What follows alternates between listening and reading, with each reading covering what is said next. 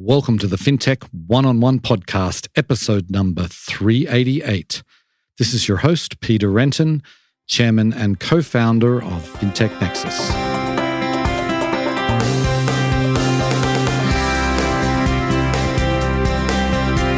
Before we get started, I want to remind you about our comprehensive news service. FinTech Nexus News not only covers the biggest FinTech news stories, our daily newsletter delivers the 10 most important FinTech stories into your inbox every morning. And we have special editions for Latin America as well as UK and Europe. Stay on top of FinTech news by subscribing at news.fintechnexus.com/subscribe. Today on the show, I'm delighted to welcome Mike Sha. He is the CEO and co-founder of SigFig. Now, SigFig's a really interesting company. This is how they describe themselves: technology that delivers unmatched advice and service experiences for your consumers. And that's from their homepage. And I always thought of them really as like a robo-advice company, but they're business to business. They're not direct to consumer. But they're doing, as you will find out in this episode, they are doing a lot more than robo-advice. And they're sort of trying to put themselves at the center of sort of this experience of the consumer and helping large institutions and small institutions alike kind of deliver a better quality experience for their customers. But we talk about lots of things. We talk about the huge wealth transfer that's about to happen from the baby boomers to millennials. We talk about how the investment approach of consumers has changed since Mike began. And we talk about how they are partnering with some of the largest institutions in the country.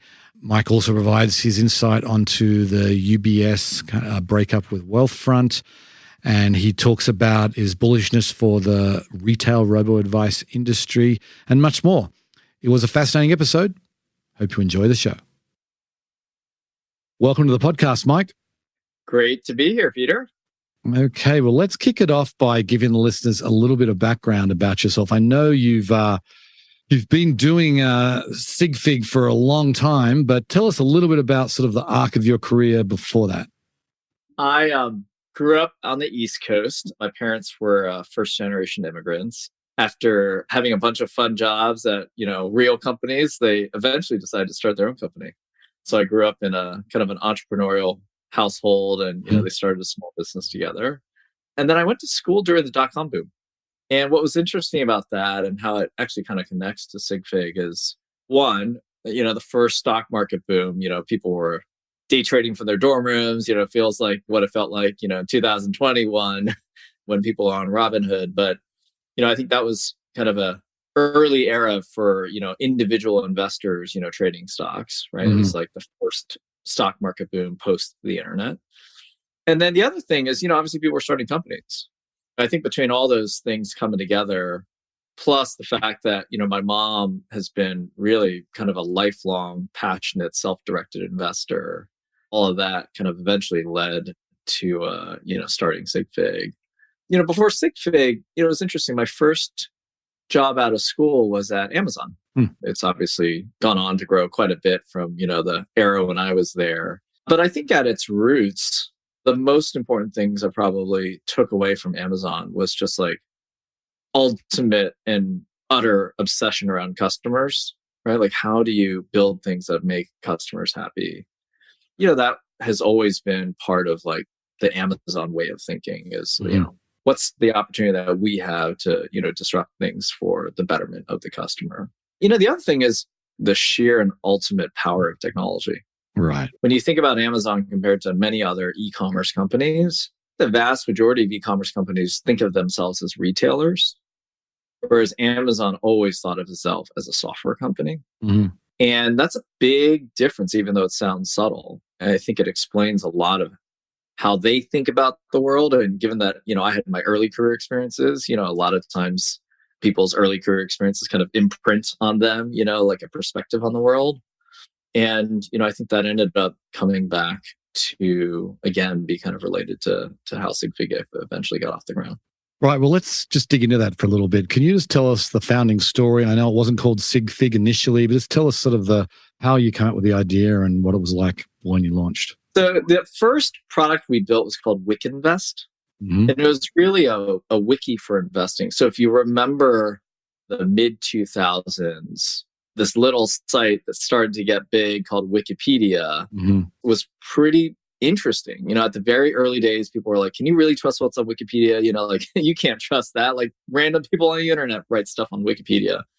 Over time, it became pretty evident that like the power of the platform and community collaboration and group editing and editorial process, like all of that ended up actually creating quite a powerful source of information. And so as we were thinking about getting, what was then called WickInvest, but really SigFig off the ground, we've always been united around this idea that high quality financial advice has really only been available to people with a lot of money. And with something as transformative as technology and the internet, you have an opportunity to bring good advice to more people, right? And make it more scalable and make it still high quality. We started with essentially people like my mom, Mhm. people where investing is a hobby.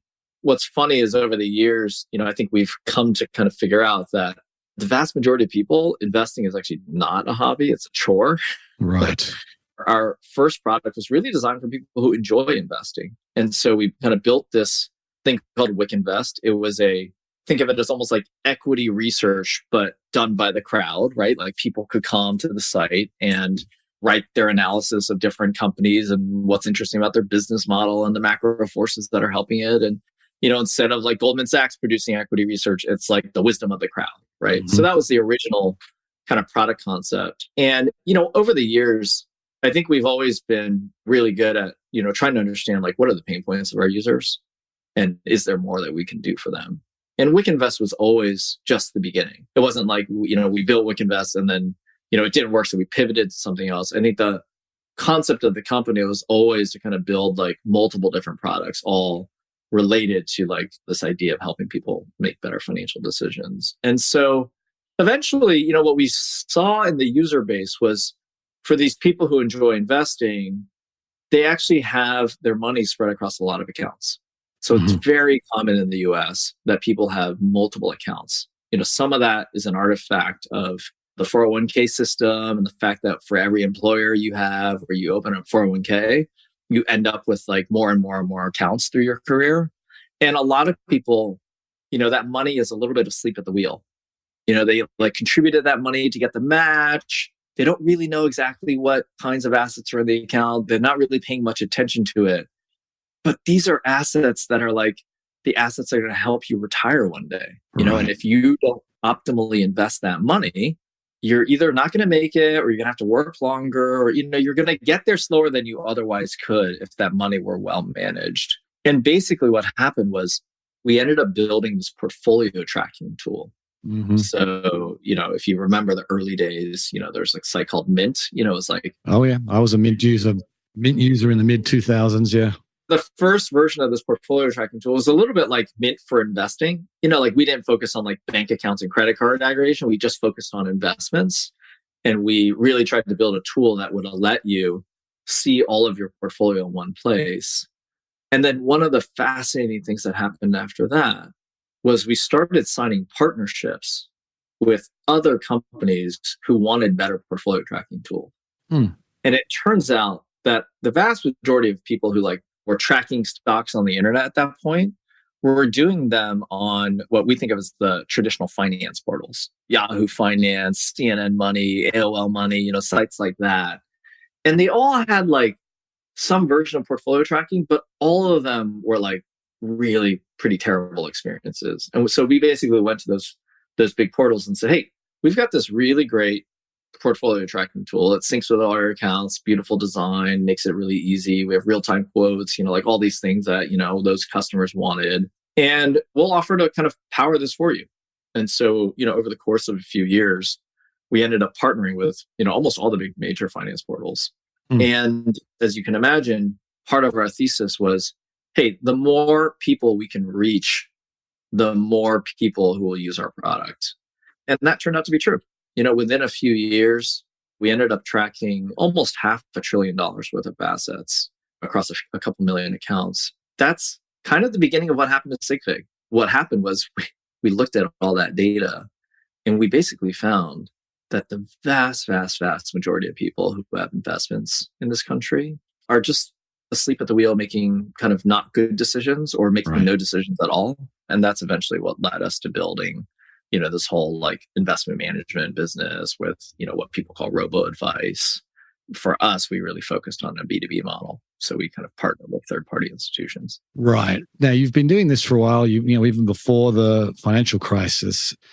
And now we've had a crazy, couple of years in the investment markets, and now things are, who knows what the future holds, but been going down for the last at least a few months. So have you found that the average consumer who has investments, which obviously many consumers don't, but those who have investments, are they getting better at investing through your platform and others? Or is the behavior still, they sell at the low point and buy at the high point?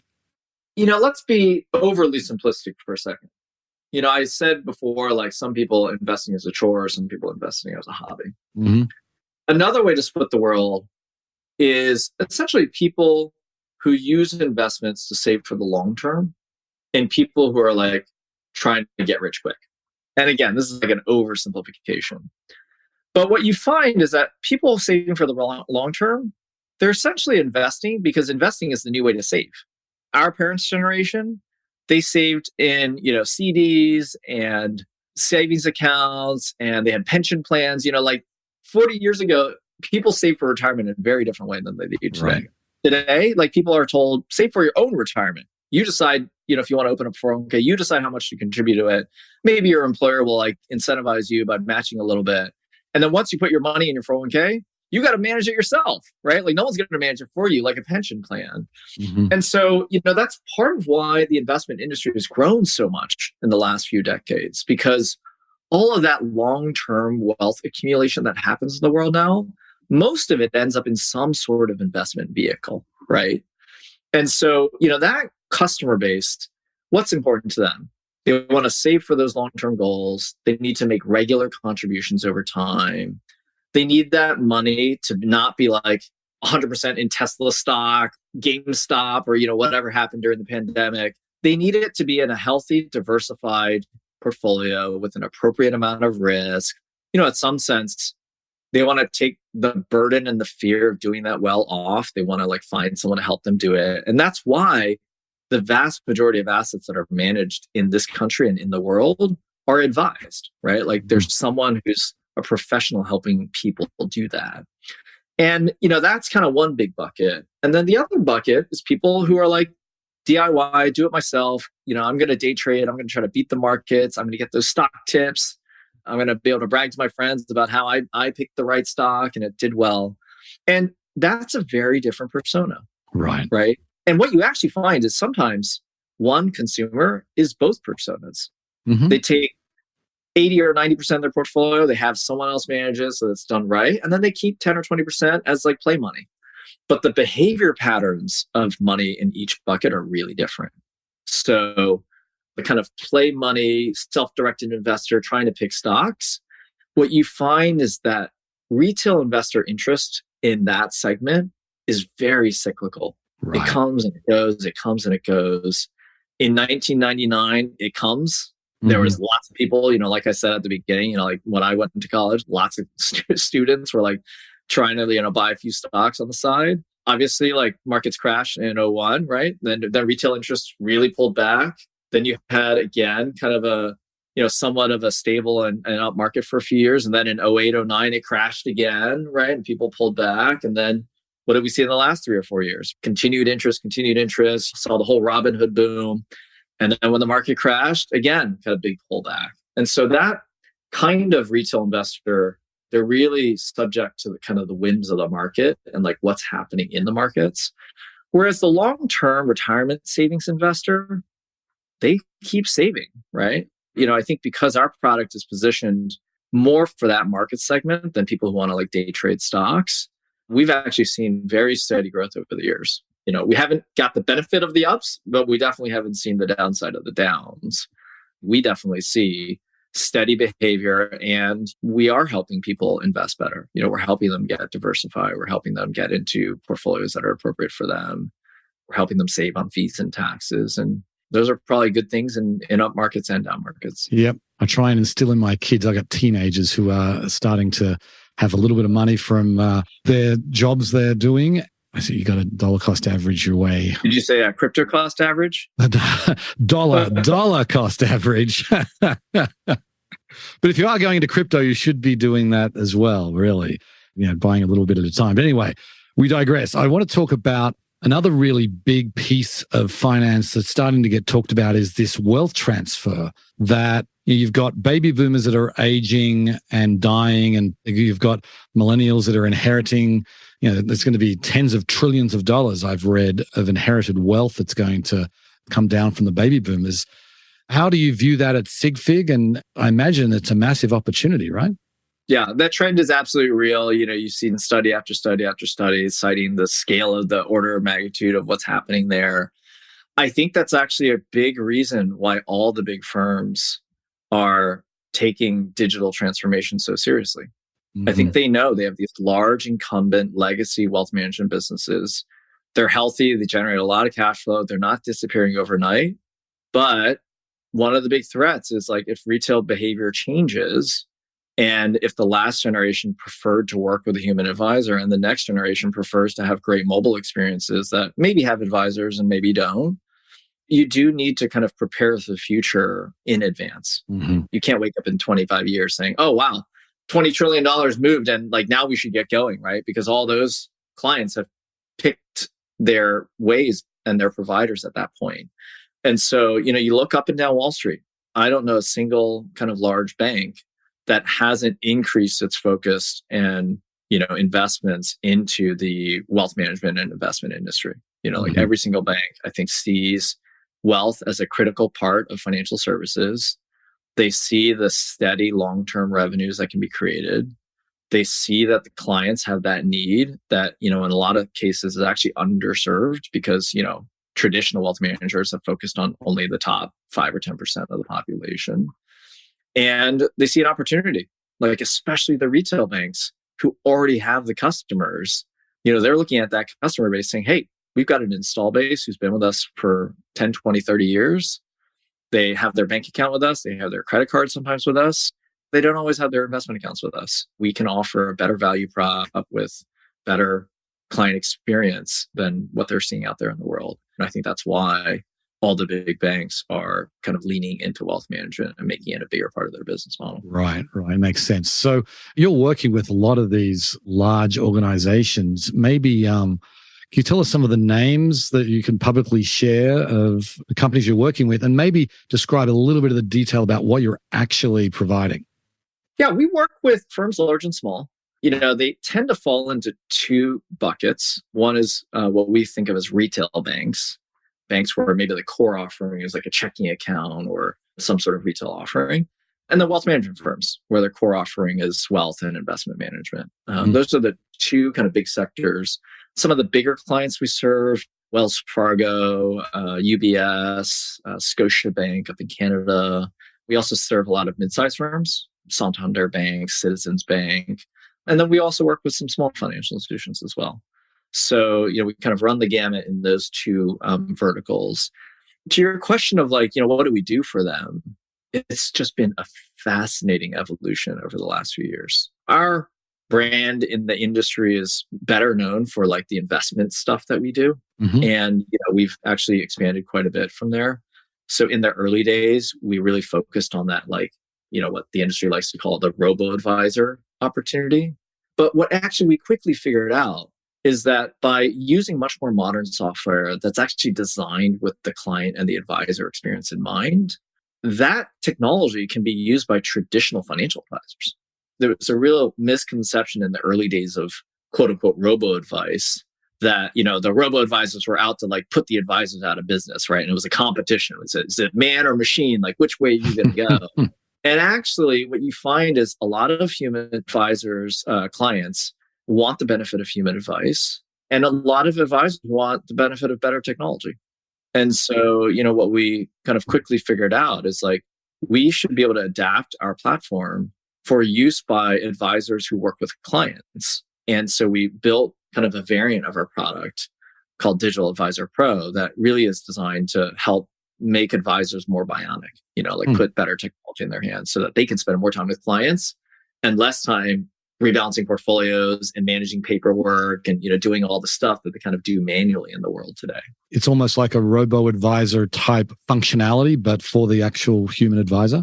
Yeah. And what the industry used to, and still even to this day, calls these platforms are essentially TAMPs, turnkey asset management programs. Mm-hmm. And the early TAMPs focused around asset management. Literally it's like the software that balances the portfolio. They didn't really have tax loss harvesting in the early days of TAMPs, but since then, there's tax optimization logic and stuff like that. But what's really fascinating is, sometimes people ask us, are we a TAMP? And, what people think of as TAMPs are basically just investment management software. And what we think is actually quite different about SigFig is when you really ask a consumer, why do you hire a financial advisor to help you? They're hiring them for more than portfolio management. Portfolio management is commoditized. Like if you want to just portfolio management, there's a lot of places in the world you can go to get portfolio management help. Mm-hmm. People hire advisors for help with financial planning, trusts and estates. They hire them for peace of mind. They hire them to have someone to call, to ask questions. They hire them for all these different reasons.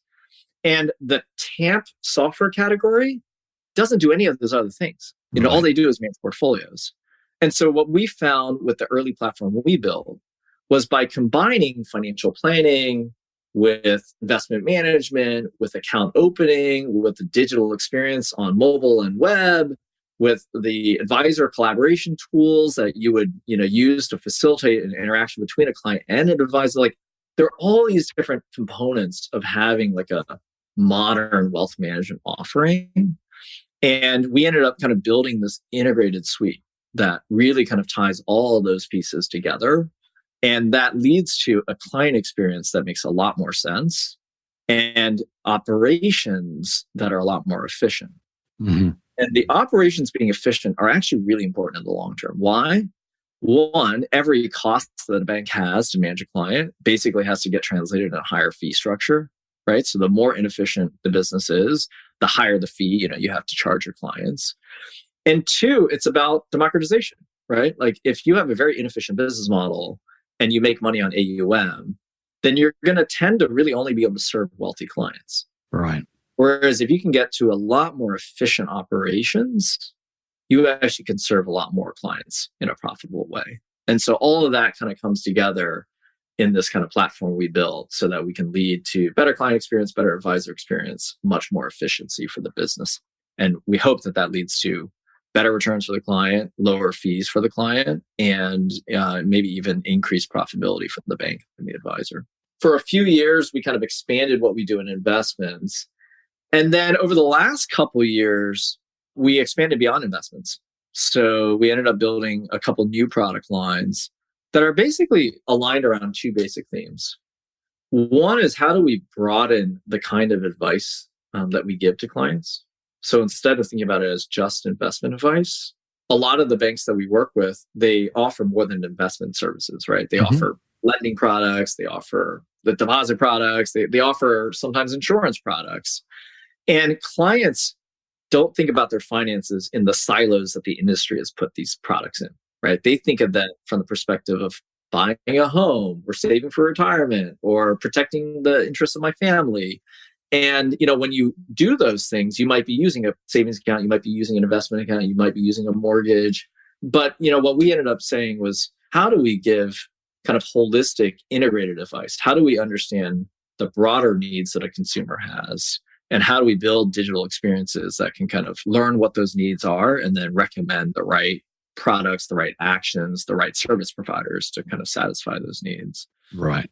And then most recently during the pandemic, we built a brand new product called Engage that actually facilitates virtual collaboration with clients. So, this is a topic we've been studying for a long time. The pandemic was kind of a perfect accelerant of, this basic concept.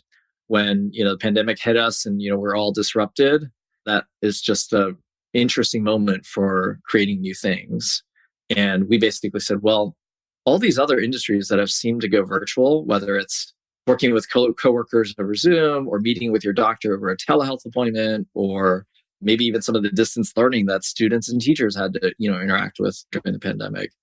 There are verticals where like in-person collaboration is clearly superior. Like I think most people would say in-person teaching is better than virtual education. But finance is actually a very, very well suited vertical for virtual collaboration. And most banks have not made it easy to collaborate virtually. So we kind of ended up building this product that is designed to help enable and facilitate like a immersive interactive experience, even if you're not face to face, sitting in a branch with a banker.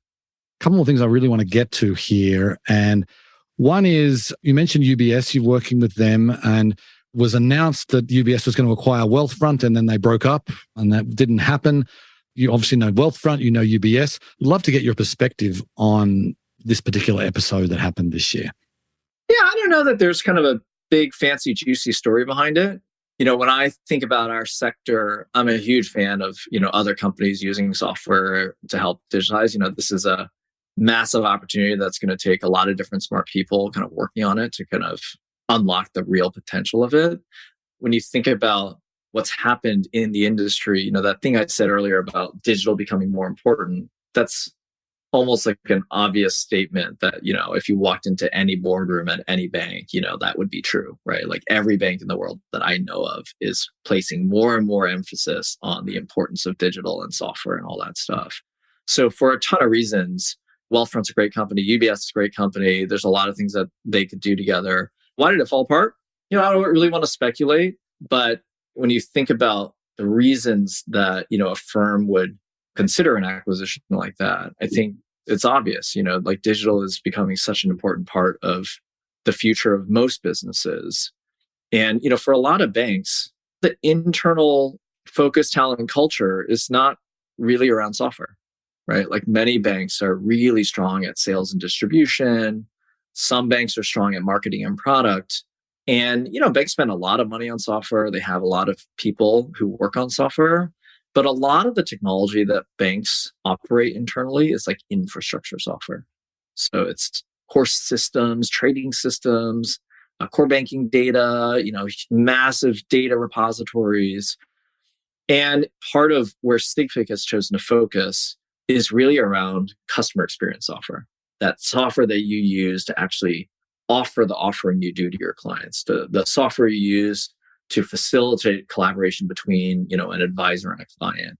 And that client experience software actually really requires not just great software acumen, but really amazing design work, product work, all of the like consumer internet DNA of like building things beautifully and, things that feel easy to use.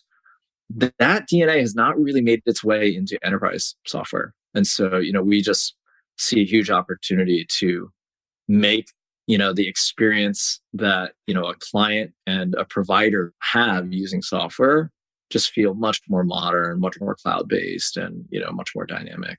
That's kind of turned out to be, kind of where our sweet spot has been.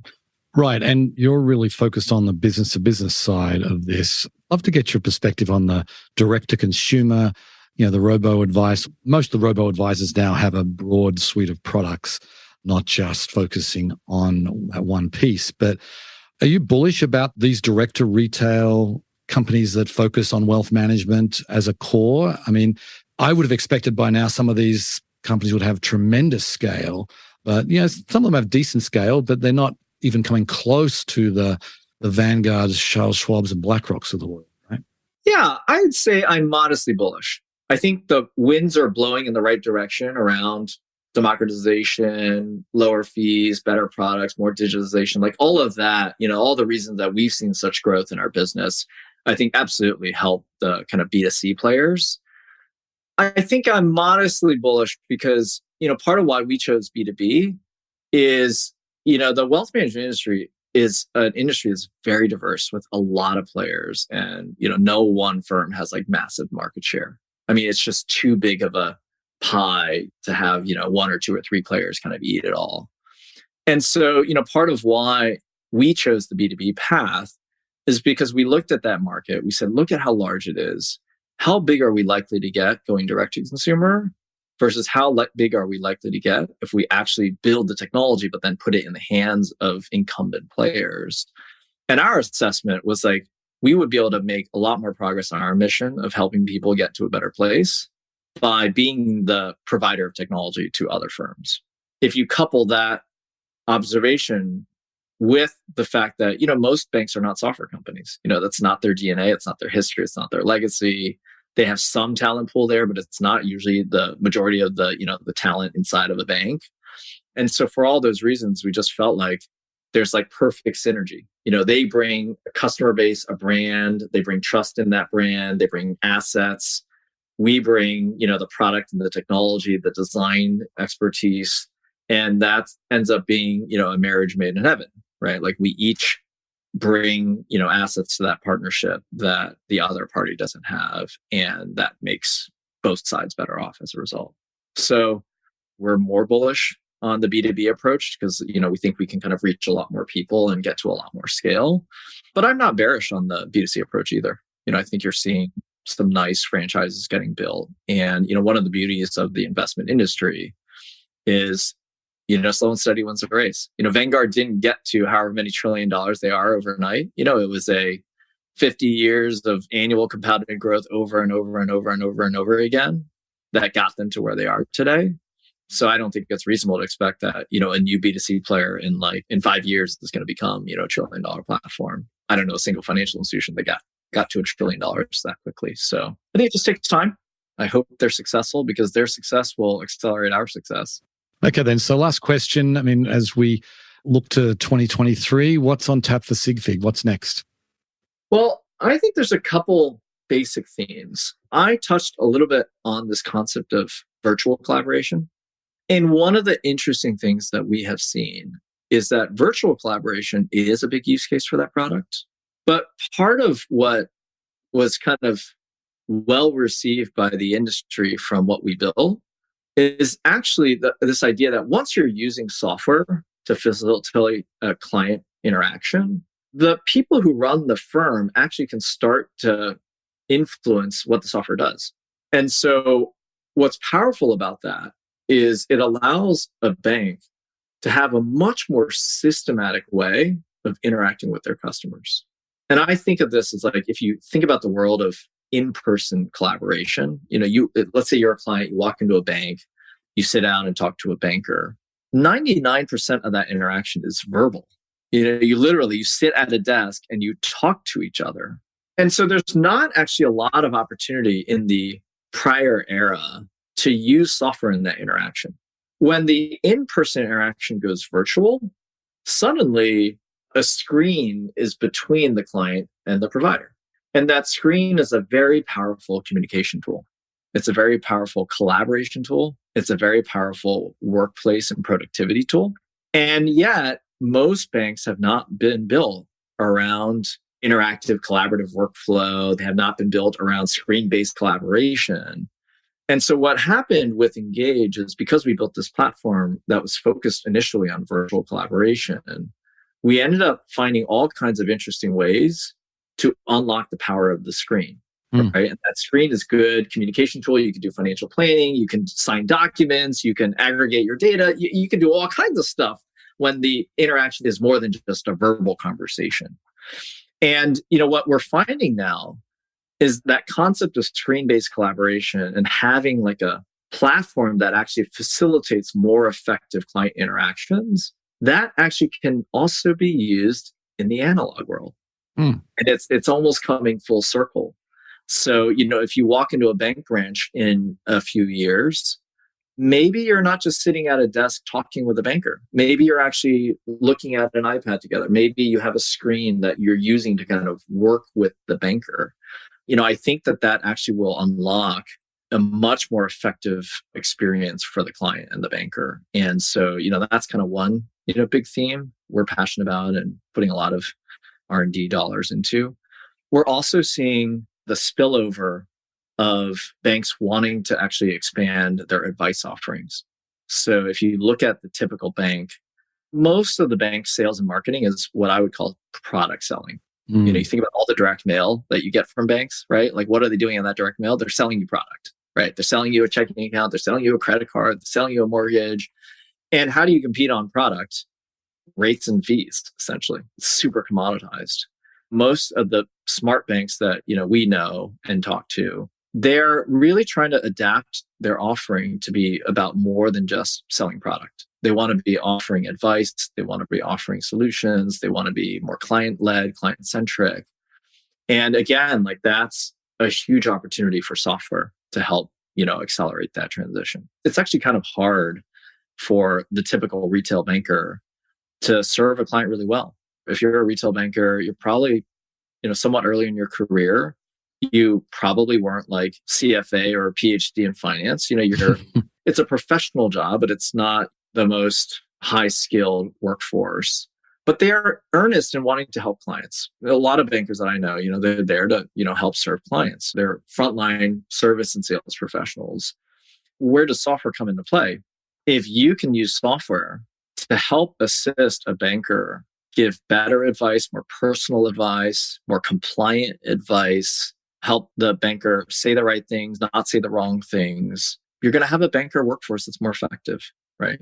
That's going to be a real opportunity for the world because, let me tell you, there's a huge shortage of financial advice. Most people never learn financial advice in school. They never learn financial advice, in some sort of formal setting. Actually, most people learn financial behaviors from their parents. Right. Some parents have good financial behaviors. Some parents don't have good financial behaviors. And so there's a real gap of, where does the world turn to for financial advice? I hope that, software is going to be a big part of that answer. We're going to get to a better place for everybody involved if we can take advantage of, how powerful software is to give good advice. Indeed. Well, I think that's a great place to end it, Mike. Thank you so much for coming on the show. It's exciting what you guys are doing. And I think, as you say, there's a lot more to be done here. And anyway, appreciate you coming on the show. Awesome. My pleasure. And it was nice chatting with you. It's really interesting, I think, what Mike just shared there around how bringing a screen between the customer and the banker really provides a huge amount of opportunity that we haven't even begun to explore. We're 2.5 years into this new world where we do a lot of things, through video calls, and you don't need to just do a Zoom call and have the video of the person there. There's so much more you can use with that screen real estate, and I think that it's going to be interesting to see what develops there because there is so much potential. Anyway, on that note, I will sign off. I very much appreciate you listening, and I'll catch you next time. Bye.